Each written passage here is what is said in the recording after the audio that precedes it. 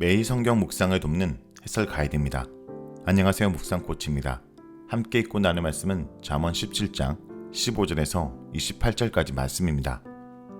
먼저 15절에서 18절 읽겠습니다. 악인을 의롭다 하고 악인을 악하다 하는 이 두 사람은 다 여호와께 미움을 받느니라. 미련한 자는 무지하거늘 손에 값을 가지고 지혜를 사려 함은 어찌민고. 친구는 사랑이 끊어지지 아니하고 형제는 위급한 때를 위하여 낳느니라. 지혜 없는 자는 남의 손을 잡고 그의 이웃 앞에서 보증이 되느니라. 15절은 악인과 의인에 대한 내용입니다. 잠언 17장 후반에는 미련한 자라는 17장 전반부의 주제를 계속해서 이어갑니다. 미련한 자는 악인을 의롭다 하고 판단하고 의인을 악하다고 판단합니다. 이는 의도적인 악함이라기보다는 판단력이 부족한 경우를 말한다고 생각됩니다. 어떤 행동이 의로운 것인지, 어떤 행동이 악한 것인지에 대해 올바로 판단하지 못한 것입니다. 물론 17절의 의미를 악을 의롭게 평가하고 의로운 일을 악하게 평가하는 의도적인 거짓말로 볼 수도 있습니다. 이러한 두 가지 해석 중 어떤 것을 취하든 이러한 잘못된 평가 뒤에는 미련함이 도사리고 있다는 점은 명확합니다.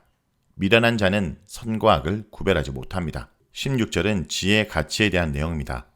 미련한 자는 무지하거나 손에 값을 가지고 지혜를 사려 함은 어찌민고에서 무지한 자란 마음을 갖지 못한 자라는 뜻으로 판단력이 부족한 사람입니다. 판단력이 흐린 미련한 자는 지혜의 가치를 가늠하지 못해서 어떤 값을 주고 지혜를 얻을 수 있다라고 생각합니다. 지혜는 인간의 어떤 노력으로 얻을 수 있는 대상이 아닙니다. 오직 여호와를 경외함으로 얻을 수 있는 것이며 이러한 사실을 알지 못하는 사람이 바로 미련한 사람입니다. 17절에서 18절은 지혜와 인간 관계에 대한 내용입니다. 이 두 구절은 지혜로운 자와 미련한 자를 대비합니다.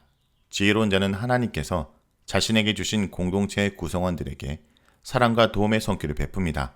이웃을 향해 어떤 행동을 해야 하는지 알고 있는 것이 지혜요 분별력인 것입니다. 그러나 미련한 자는 이러한 분별력을 갖고 있지 못하여 실수를 범합니다. 그 전형적인 예가 18절에 나오는 보증의 예입니다. 그는 마음이 부족한 자, 즉 판단력이 부족한 자입니다. 그는 다른 사람을 위해 보증을 서서 자신의 물건을 보증품으로 맡깁니다. 그것이 다른 이에게 도움이 되리라고 생각하지만 그러한 일은 그 사람에게 도움이 되지 않고 자기 자신에게도 도움이 되지 않습니다. 이웃을 돕는 일은 반드시 필요하나 적절한 분별력을 사용하여 참된 도움이 될 수 있게 할 필요가 있습니다.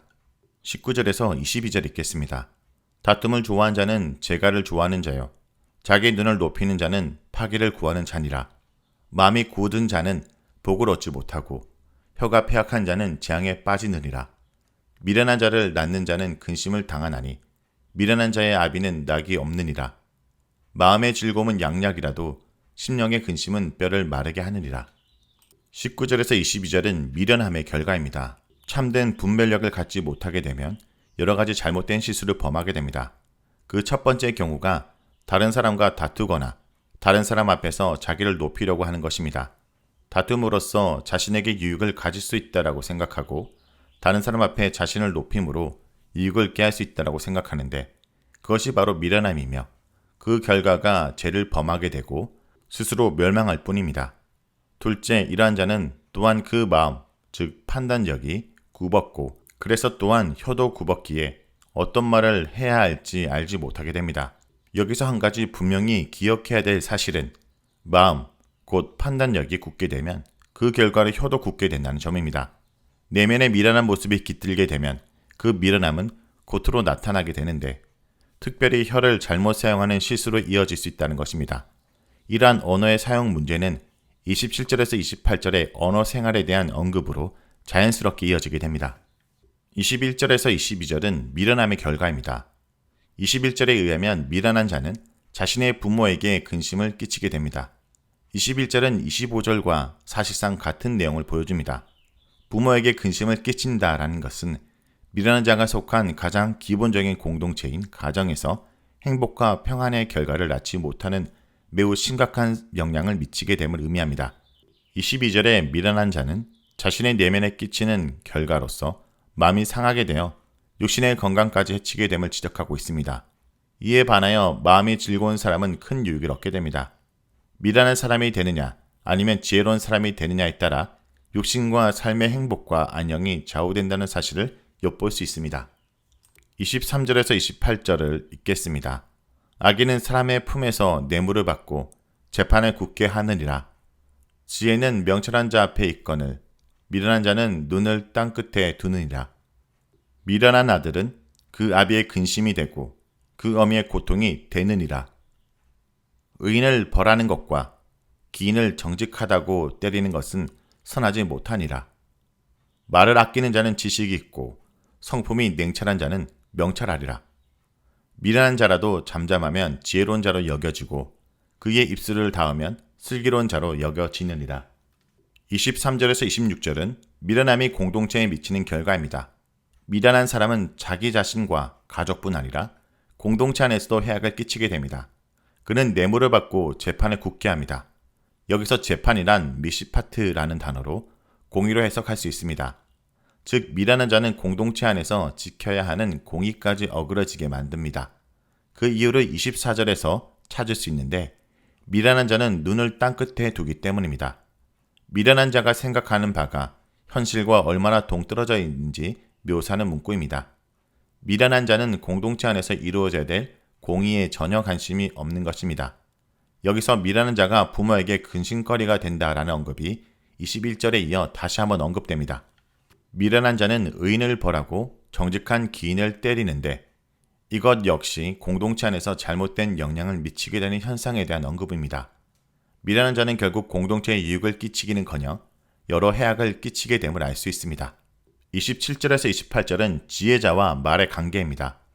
17장 마지막 부분인 27절에서 28절은 미련한 자의 주제와 언어 생활을 서로 연결합니다. 27절은 먼저 지혜로운 언어 사용의 경우를 언급합니다. 지혜로운 사람은 말을 삼가서 말을 많이 하지 않으려고 하고 말이 적기 때문에 안정감 있는 성품을 유지할 수 있습니다. 28절은 이런 언어 생활의 주제에 있어서 반어법적인 언급을 제시합니다. 심지어 미련한 자라도 말을 적게 하면 지혜롭고 슬기로운 사람처럼 생각된다라는 것입니다. 이것은 말을 많이 하는 것이 심지어 미련한 것보다도 더 나쁜 결과를 낳을 수 있다는 점을 암시합니다. 지혜로운 사람이 되고 싶다면 말수를 줄이고 신중하게 언어 생활을 해야 합니다. 말을 많이 하는 것은 반드시 좋지 않은 결과를 낳게 됩니다. 자, 여기까지가 잠언 17장 15절에서 28절까지 말씀입니다. 오늘 말씀을 통해서 우리는 무엇을 묵상하고 적용해야 될까요? 하나님 앞에서는 옳고 그름이 분명해집니다. 이 둘을 혼돈하거나 반대로 말하는 것은 하나님이 미워하시는 일입니다. 의인을 괴롭히거나 악인을 대우하는 것도 그러합니다. 비록 완벽할 수는 없더라도 세상의 여러 일에 대해서 내 이익을 떠나 옳고 그름을 바로 판단하고 바로 대할 수 있어야 합니다. 또한 뇌물은 추악한 동기를 선으로 가장하는 악한 방법입니다. 뇌물을 주는 것도 안 되지만 그것을 옳다 하거나 눈 감아 주는 것도 하나님이 미워하시는 일임을 잊지 말아야 될 것입니다.